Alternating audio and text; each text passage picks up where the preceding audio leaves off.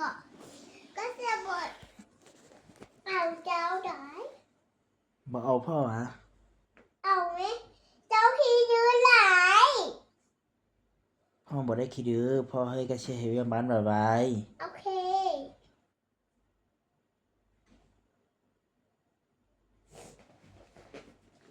ๆพ่อสินอนแล้วโอเคเจ้าหน่อยก่อน กระเชเข็มหยัง แต่เลขหนึ่งก็เลขสูง เขียนเลข1กับเลข0บ่แม่นเลข10หวะบะหมี่ เขียนมาไว้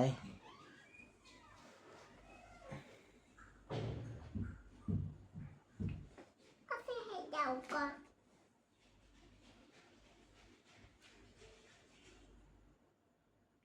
จะไปอยู่ W บ๊ายบาย โอเค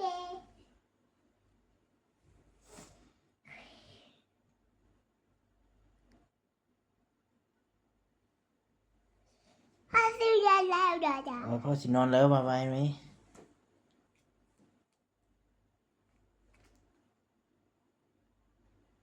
พ่อซื้อไปซื้อยาให้ไอ้กี่หมา พ่อสิไปซื้อยาให้ไอ้กินไอ้เจ็บหัวเด้ ไอ้บอกไปเฮาเฮียง ไอ้ไปมาแล้ว ไอ้บอกไปเฮาเฮียง ไอ้บ่ได้เหียมเพิ่ม เดี๋ยวพ่อน่ะ ก็เสียกว่าบ้าแอนก็เสียไปเฮาเฮียงได้มือเดียวก็เสียกว่าไอ้ก็เสียบ่ป่านได้แม่บอก แมน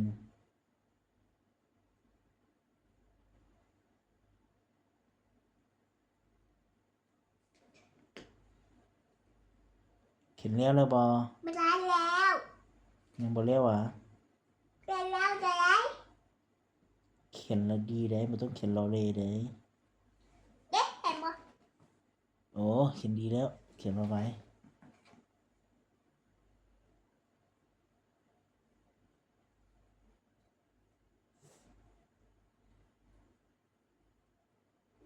พ่อให้มาตีกันมาจะเป็นเลขหนึ่งเลขสูงแม่บอก ถ้าเอาเลข1เลข0มาตีกันก็เป็นเลข10แล้ว บ่แม่น แม่นเลข10สาวครูว่าเลข10เด้ บ่แม่นแล้วแม่เลขหนึ่งก็เลขสูงได้ถ้าอยากให้มาตีกันได้ให้มาค่อยๆกับมันบ่ตีกันได้ สาวครูเว้าจังซั่นหวะ ให้พวกเราเขียนนะเขียนบ้างงานสาวครูตีได้ เขียนบ่งานสาวครูตีเขียนงามๆเด้อ พ่อสี่เลยยาว สิเรียนแล้ว เขียนมาไว้ 1 2 3 4 5 คือเขียนหัวใจไหลแท้ เขียนมาไว้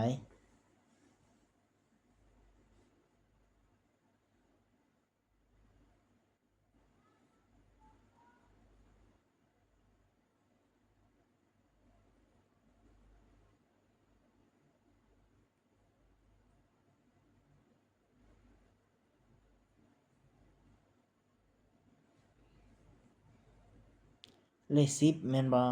แม่ เขียนเอาไว้พ่อสินอนแล้ว เจ้าไปซื้อละให้ไอ้กินวันๆเจ้าชื่อนนละวะ ก็เสียไปเด็กก็เสียเหียนหนังสือแล้วแหละ กระเสียสิไปนำโอ้ยกระเสียยังเป็นบ่ นั่งเป็น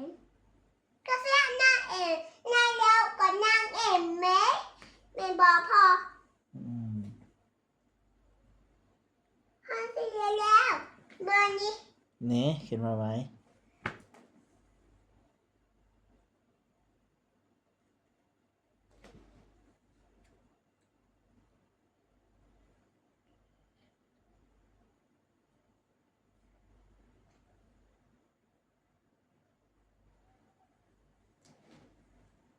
พ่อซื้อแล้ว2 ตู้ 5 ตู้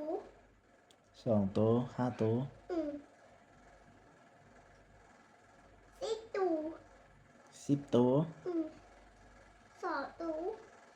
5 ตู้เด็กหายบอลได้แล้ว เขียนได้แล้ว เขียนได้แล้วก็เมียน